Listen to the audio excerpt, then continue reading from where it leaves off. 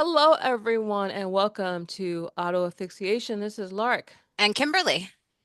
Yes, it has been hot. That was so funny. I was asking Kimberly, I said, so when is this going to stop?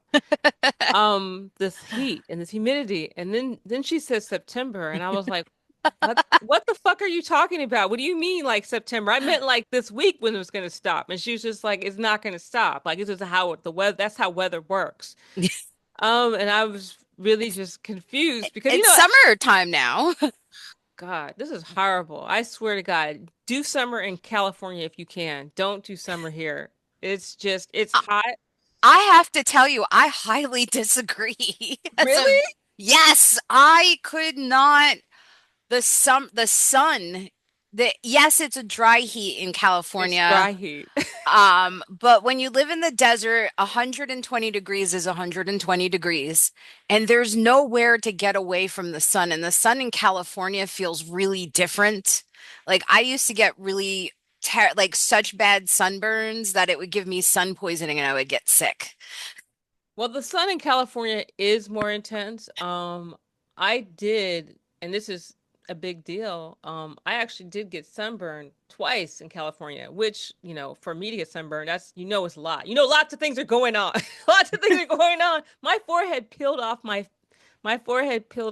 at one point. Twice. I don't know if that's a good thing or bad thing, make it less wrinkles or more wrinkles. It's not a great thing. It's not a great thing. Yeah, and I realized I also had to wear sunscreen. But I have to say that just for hair purposes, if you straighten your hair out, California is a better place to be because now I look insane now. This was not a problem in Los Angeles, but now it's just like I don't fucking care anymore. I don't care. You make me No, like half that is straight, half poofy. I don't care. that Whatever. is my hair is much more poofy in New Jersey and it's like almost stick straight when I lived in Yeah, California. yeah, that's what I'm saying. California, you have a hairstyle. That's it. That's the hairstyle. In New Jersey, it's like I have a hairstyle in the morning. I have a completely different hairstyle later on in the evening. I no longer care. I think the whole punk scene started in the East Coast because people were just like, I can't do this. I can't keep the same hairstyle every day. If I just wear it messy, then you can't tell. Okay, anyway, that's not what we're talking about today. That's not what we're talking about today. Today we're talking about the whole, well, also because we were on the East Coast, we were in New York metro area, and I'm from California, and Kimberly lived in California. We had a lot of friends that are like, it doesn't matter who's the president because we're in a safe state. There are no safe states. There are no safe states when your president is a sadist. Um, are the person who's in charge of this timeline right now, not timeline, but the The regime. the piece of timeline we're in just blew off the Iran agreement. That just happened. The what I thought, and in 4 weeks we may not have gas. Who knows? Who knows what will happen? Who knows what's going to happen? Who knows? Who knows what's going to happen? So this whole show is just about all the things that happen. We kind of, a lot of people kind of go, oh, well, we can survive on our own. We've even said this, oh, we don't really actually need the federal government. But this is, we're saying that in a little bit of a way, kind of like we're not exactly serious because we do actually need the federal government. We need the government like in other countries, like in the UK and like Canada. Um, because right now, New Jersey, New York, and California are not separate states. They're not separate countries. Oh, also, too, I think it's really funny that the United States calls their states states because everywhere else states are countries. But here, it's almost like they're trying to make us ignorant. Like that's the whole idea, so we don't know what the hell is going on. And I think one of the things that's really interesting is that historically, like a lot of people's budgets a lot of states. We're in the United States, so we're talking about states. A lot of states' budgets is from the federal government.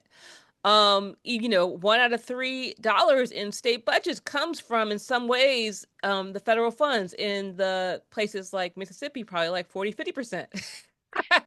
That's true. Yeah, no, that's true. But still, a lot of our stuff is tied to the federal government. And I think another thing with all this, and I would say, like, with all of the horrible things that are happening, something I have noticed, and this is not, I am not judging people, but people were like, I knew a lot of men who were like very loud about this is all the same. This is all the same. And not only that, they were men of working age. They were men with tenure in the college system. They were men with professional jobs. I have yet to see one of them take off work. They act like when they're going to work that we're going to continue to go to work and make money, more money than all of you, to help the country. I was like, Eh, that's some real sacrifice there. I wish I could sacrifice and get $100,000 a year. I don't think I'm going to be a little spicy. I don't think that a great majority of like middle to upper middle class white guys know what a sacrifice actually is. I think they think them talking to us like human beings is a sacrifice. Yes, I do. It, I agree with that. they're like, I acknowledge that you are alive. That is a sacrifice for me because I I didn't. I am not asking you to bring me coffee and I'm not calling you toots.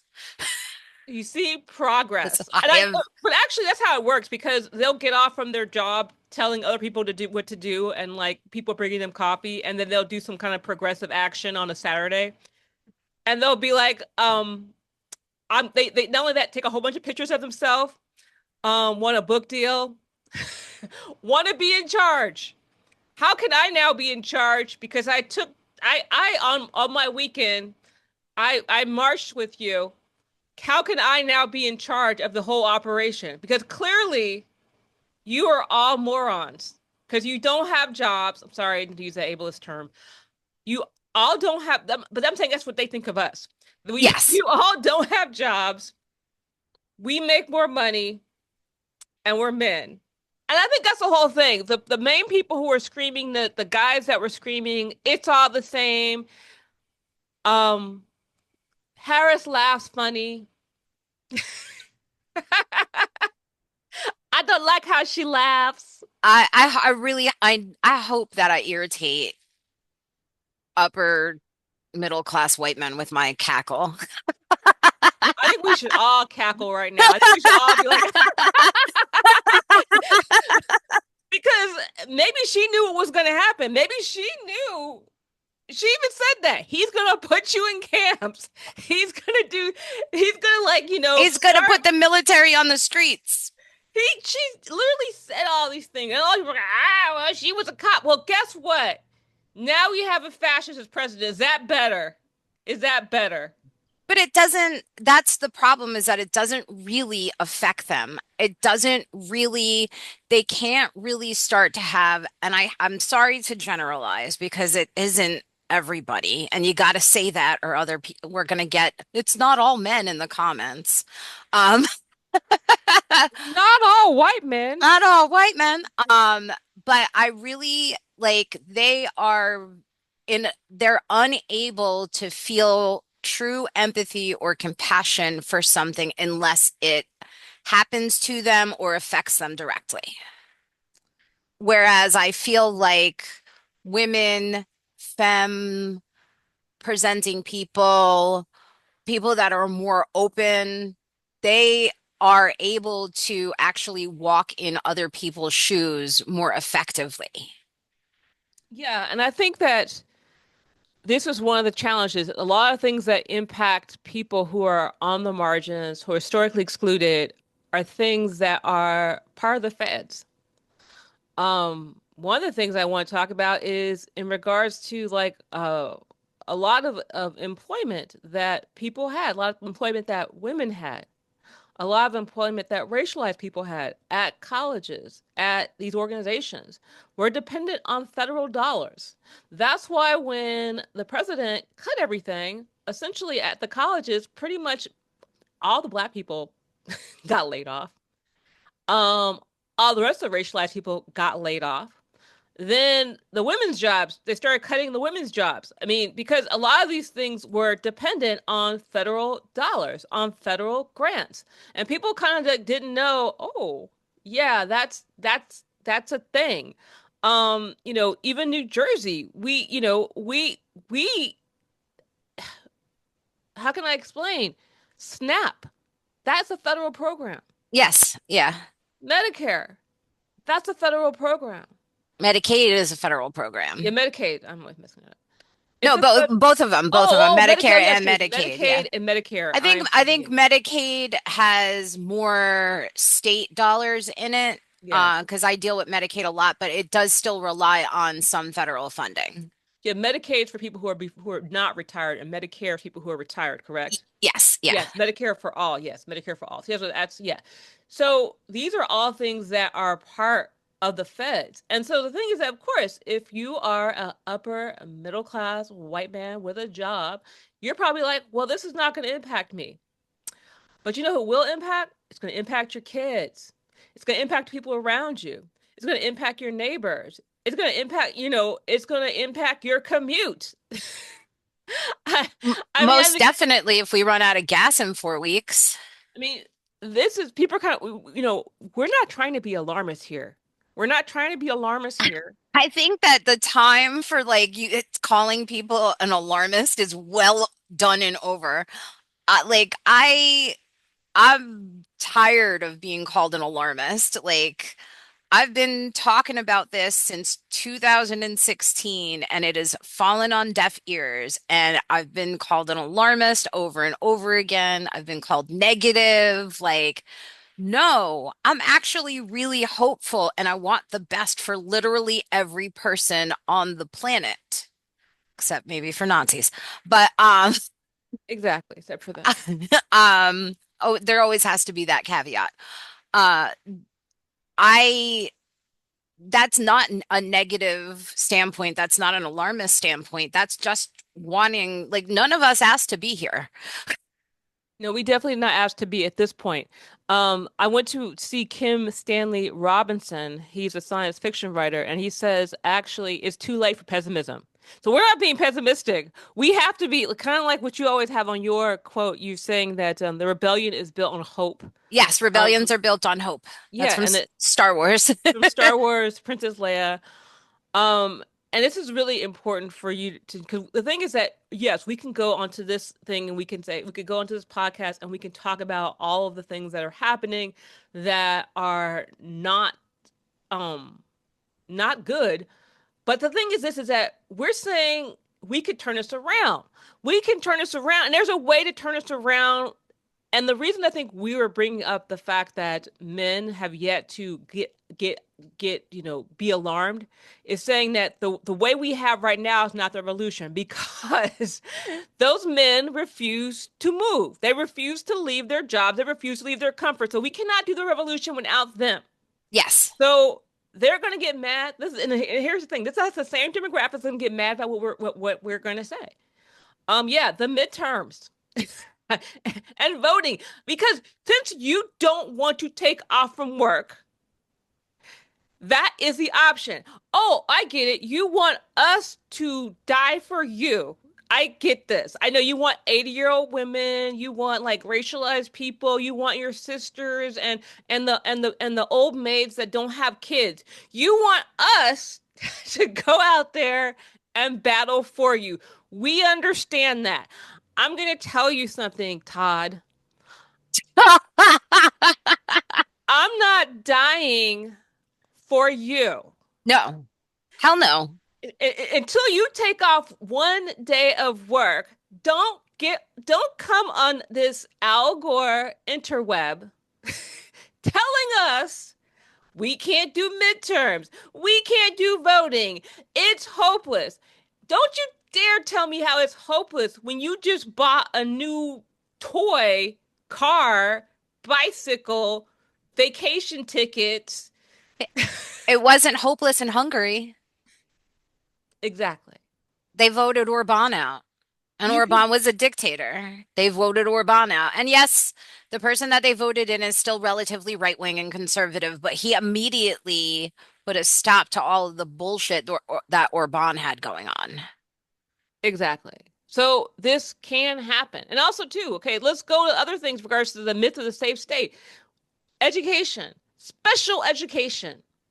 So if you're that is under the feds. I used to be a special education teacher. I was under the feds. I was not under the state. I was under the, well, partially, but my job was funded by the state, sorry, by the federal government. And so when the federal government decides we don't want to do this,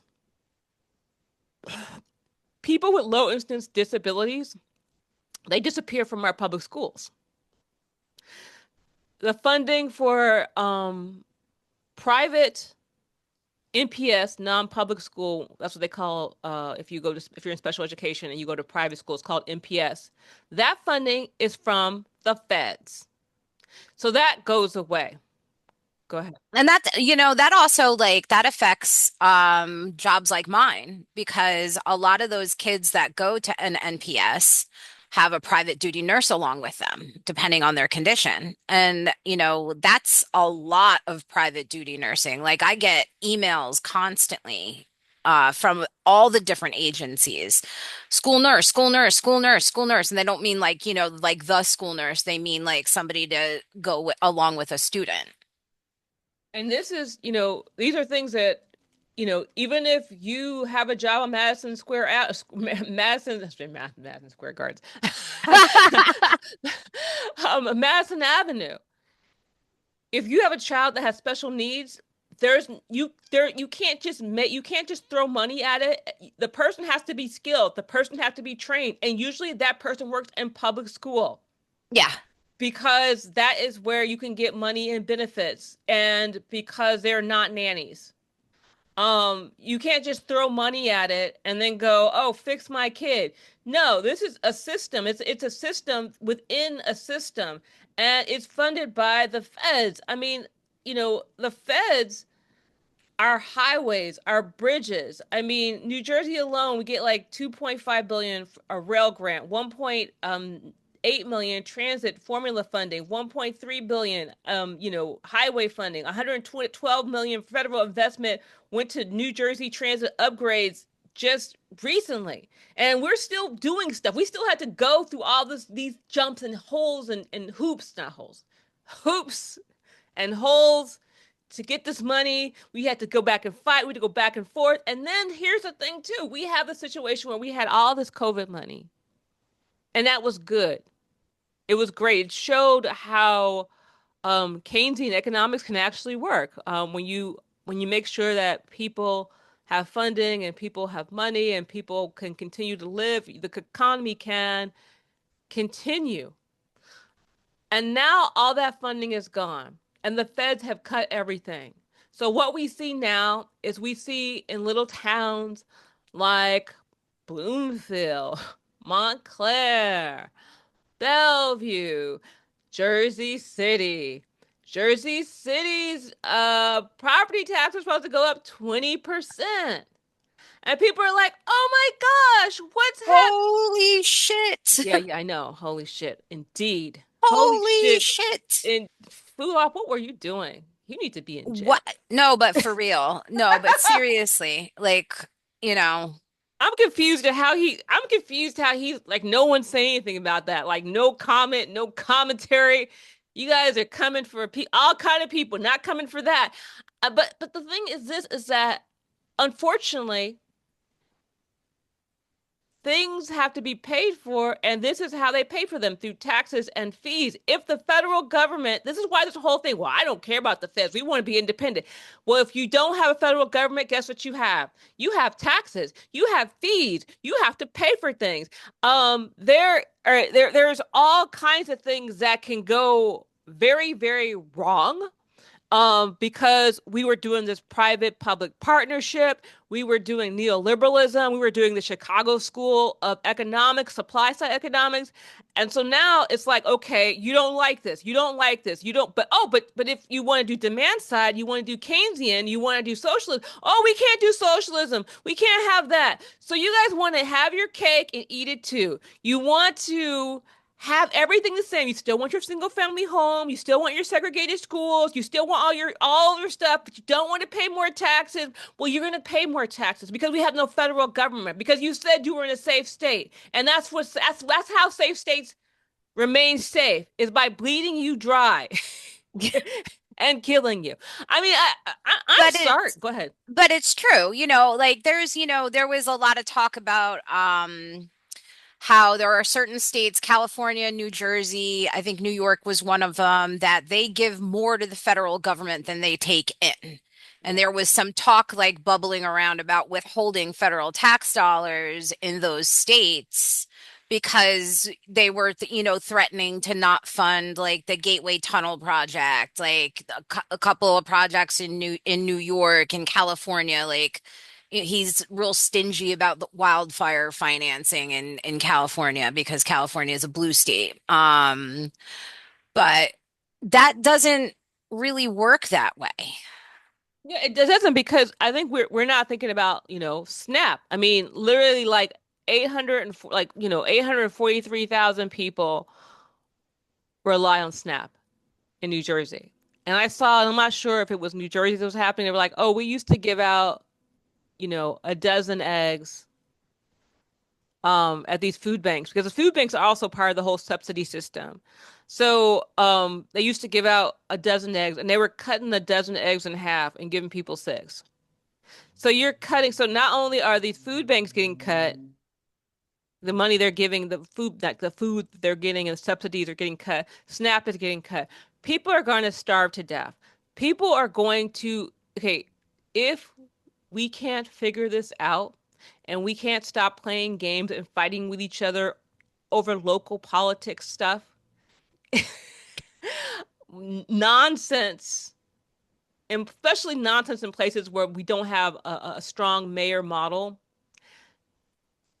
utter nonsense. Your mayor's been paid $7,000 a year. You can scream and cry all you want. The government, that mayor's not even running your city. The county is. Anyway, I'm not. We can't even get into that right now. But I'm just saying this game that is being played right now. They want us to fight. They want us fighting amongst ourselves in our little cities until we'll get distracted. We don't want to vote in the midterms. We'll say it's all the same. We'll throw it all away. And here's the kicker. We're not gonna die. Nope. That's the part people think, well, that's okay. I'll just die. No, you won't. You're gonna live, you're gonna suffer, you're gonna be, you're gonna have your teeth are all gonna fall out. You're gonna you're gonna be hungry. It takes a long time to die. It's actually really hard to die. It is really hard to die. I have helped people in hospice care, and even when you have terminal cancer, it takes a really long time to die. Think about that when you don't have Medicare or Medicaid. Think about that when the Affordable Care Act, your health insurance goes up. I put it this way. I have a friend who is an independent or a consultant. All my friends are her consultants are people who are doing freelance work and have college degrees. They're just temps. They call themselves consultants. And this is not like in a way to like bag on them, but it's like now they're really seeing what their job is really. They're not like these high level consultants that they hire. Um they're professional temps that essentially the government used to be a union job. Now it's a professional temp to come in and do consulting. And my friend's has diabetes, type 1, and her insurance has jumped to $500 a month. And she's an independent contractor. Yeah. And if she doesn't pay this, she will die. Yes. And this is That's no joke. That's subsidized. no joke. That's facts. It is People facts. This people is have died in the past from rationing insulin before. Yeah, and this is, you know, 82 million Americans rely on Medicaid. 2 in 5 Americans are covered by these kinds of like Medicaid or Medicare. It's like the seniors, all that stuff. The seniors, disabled people. This is people who didn't get union jobs, like you and I. We don't have union jobs. No. Um, and what is going to happen to people who did not if anybody if you were not the prior generation X that was born prior to 1970, you probably do not have a union job. If you're a millennial, all these people, they've cut all these jobs. I mean, Montclair just voted to get rid of a bunch of jobs. Jersey City is getting ready to get rid of a bunch of jobs. I, I think the thing that just really matters is that we have to understand that our voting federally and for Congress matters. I mean, also, let's go to Delaney. Let's go to Delaney, what's happening there, and the power that we do not. They're having all these hearings, talking to people, going, this is horrible. It is horrible. It's horrible. But who is in charge of that right now? The federal government. Even though they took away the cops, they took away ICE is there now. ICE ran over a woman. Just run over people, I trying. sent you the video of that. Like, they just ran her down. Like they did, they got the guy sped up. And it is the federal government is in our cities essentially acting like, the secret police, acting like the Gestapo, harming people. And because of the way New Jersey is set up, which is just diabolical, we don't have to see it because it's in an area that, I mean, the FIFA, that's the thing is just so wild. FIFA is going on. Yes. People are going to and from Penn Newark.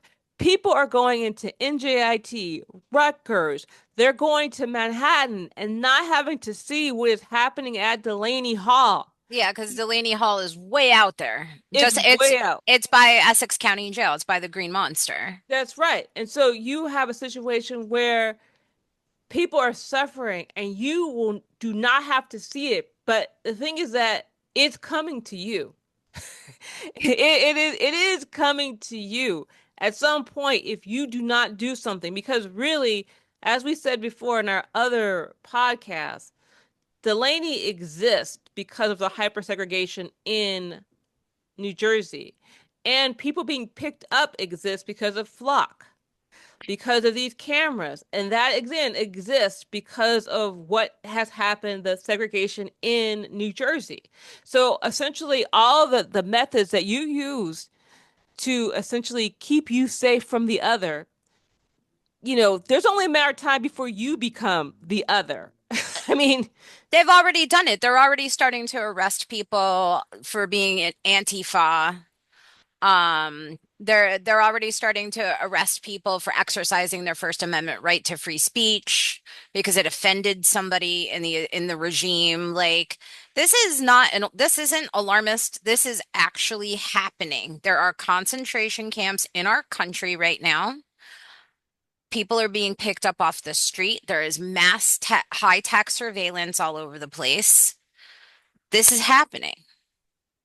and this is happening, and at the same time, in New Jersey, we have the right gearing up. I just Yep. can't believe it. We have the right gearing up. We have Chris Christie, all these people. They're developing a newspaper. They're becoming the voice for independence, which to me is wild. Oh, they Um, always say that they're independent. yeah, they always say that they're independent. Especially now because MAGA is starting to become a stain. Hmm. Like people want to distance themselves from MAGA now. And so that instead of saying that they're MAGA or they're a Republican or a conservative, they're saying, "Oh, I'm independent." They're Yeah, just independent of MAGA, that's all. independent of MAGA, but they plan on doing, they're gearing up. Oh, can we, how can we get in office? How can we use what's happening now and get in office? So, I mean, and then we have a situation where we have low incidence disabilities and institutionalization. There are a lot of people who have chronic illnesses, who have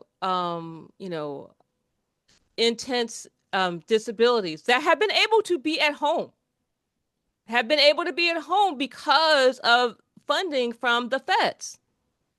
And now that we have the feds we have now, they're going to be like, well, if your child is so involved and they're on a machine and they need a private nurse, why don't we just move them to an institution? That's my job. Yeah.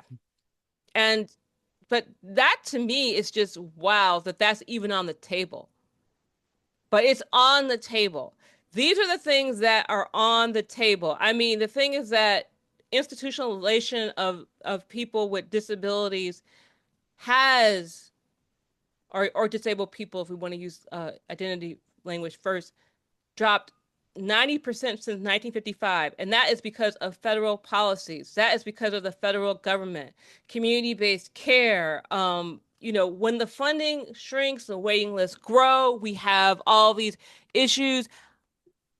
The idea, I am so like, when I heard somebody just kind of float that, as you know, I have a nephew that has autism. I was just so just like, oh my God, like he's 22 years old. He cannot, the way it's set up right now, he can communicate, but he's not going to be getting a 9 to 5 job. He's dependent on the state, the federal government. I'm like, what am I? I'm not British anyway. Why I keep saying that? He's dependent on the federal government. And so, the idea, that I have to figure out, oh, what if I have to figure out how to get a job so that I can like make sure that that doesn't happen because of, that he doesn't get institutionalized. But at the same And time, go ahead. the rhetoric around autistic individuals right now is absolutely deplorable. The things that RFK has said that autistic people will never like live independently, they can't go to the bathroom on their own, et cetera, et cetera. There are autistic people everywhere. There are autistic doctors or autistic surgeons or autistic lawyers or autistic nurses. Like there's not, autism is a spectrum. Yeah, exactly. It's a spectrum. And also, even if it was not a spectrum, if he's talking about this in regards to people who are have who are autistic or who have autism, and he's talking to people like that who are transgender, he's not it's not even about if you can or cannot. It's just about it's a eugenics type of a feeling that's going on. It's kind of like we need to That's, eliminate but anybody who's not typical. yes, that's exactly what it is. It's eugenics. It's Yeah. eugenics. It's the reason why there's in there's like this whole like pronatalist community. Hmm. And they're very eugenics based. They're all like rich white people. And they all have like a ton of kids that are named like Maximus and Techno Force and shit. My God. Uh, and Elon Musk is one of them. But there's a couple actually that they help to inform policies in the administration.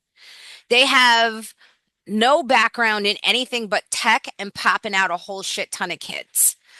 And they're in helping to inform government policies. Everything that you hear about, like making sure that women have at least one child and et cetera, et cetera, it's all coming from them and the pronatalist community that grew out of high tech.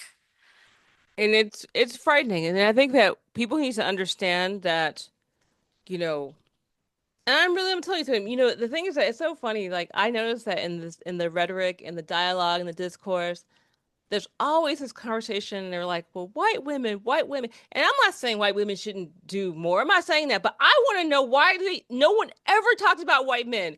Why do they never talk about them? What is it because they're funding them? Is that why it's a funding? Because I'm confused. I'm like, why, why do we never talk about Todd? Todd always gets a pass. And all Todd has to do is Todd's not use a racial slur, and he's Yeah, fine. and he's fun and not hit on women at work. That's all that Todd has to do. And like maybe once a week, Todd does the dishes for his wife. Like, And he puts it on his social media. yes, I did the dishes, family man, like, or he watches the kids on a Saturday so she can go have a girls' day. Like, This is the and the thing is that Todd gets away with everything. He's like, I voted right. Did you tell anybody else to vote? Well, I don't want to rock the boat. I don't want to make things uncomfortable at work Yeah, I don't think or with uncomfortable my at work. friends that I hang out with after work or yeah. Or the boss, or the manager, or my boys, or my frat brothers, or whatever. I don't want to make people upset because It's fun to make money. people upset at work. Yeah, yeah, and I mean, and it's like, this is the whole thing because this is the main demographic that will get on us by being like, "Whoa, we have to vote for the midterms and all." You know what? I would love to do something bigger, but you won't take off work, so You it's got all still that PTO banked up, Todd. It's all right. exactly. No, I don't want the 18-year-old that has a death wish. No, I don't want him to help. I don't want that kind of help. And you know what? I think granddad is amazing. I also don't need some 80-year-old helping me. I don't want to know. I don't want because he doesn't care anymore. He's done everything. He's done everything, and now he doesn't. He wants to go out with like a blaze of glory. No, I want someone who wants to be here for the next 20 years. I want someone who believes that there is a future. That's you, Todd. That's what we need people between the ages of 30 and 60 to do something with Yes. jobs. 30 and 60 who have, children in the maybe 5-year-old range and you care. I need for you to make an effort more than you're doing right now because now we literally have disaster patriarchy psycho, which you don't need him. And I've done everything I need to do with my life. So now I'm going to, give myself to the cause and give my grandkids $2 billion. I mean, we appreciate you, Grandpa. We appreciate you. I'm not trying to talk about that, but I'm just saying what happened to the Todds of the world. There's a whole swath of Todds that really need to show up a little bit more. Like they need to put Exactly. their money where their mouth is. Like, And showing up does not mean coming on our social media no, and telling us that we're wrong. no. Just like the whole bike thing that we had. We were like we Mm. had an interesting reel going on about bicycles. Anyway, we won't talk about that right now, but That was just ridiculous. And it was literally the demographic that we're talking about here that came to that reel and started with nasty negative comments for no reason. exactly. That we said we wanted a bike lane and they said bike lanes are for people who are weak. Um anyway, saying we want to take away their freedom. The Todds were on their anyway. That's what They we've were come we keyboard worrying. What I can't, they were keyboard warriors for the day. yeah, but I like the whole worrying. That's kind of we got to figure out how to play that in there. All right. And with that, we want to say, there are no safe states. The plan we have now are the midterms. And then I'm saying the finals. That's not what it is. The midterms and November so that we can take over the House and hopefully end this nightmare. There's a lot of hope going on if you have eyes to see it. There's a lot of progressive Democrats winning elections all over the country, getting seats in Congress, winning mayorships. Like, so there is a lot of hope to go around out there if you want to look for it. There's a lot of really disgusting shit, but there is a lot of hope to be had. That's right. So Cori Bush, Analia Mejia, um, LaMonica MacGyver, and even Plattner. Damn I will it. say that. Hope you guys I could tell that you guys are going towards victory and I do want you guys to win. Okay, we talk crap about people, but you know what? That's just like this. It's an in-house conversation. Okay, we critique you, but if you make it in the primaries and you get to the general, we're going to support you. Okay, that's how it works.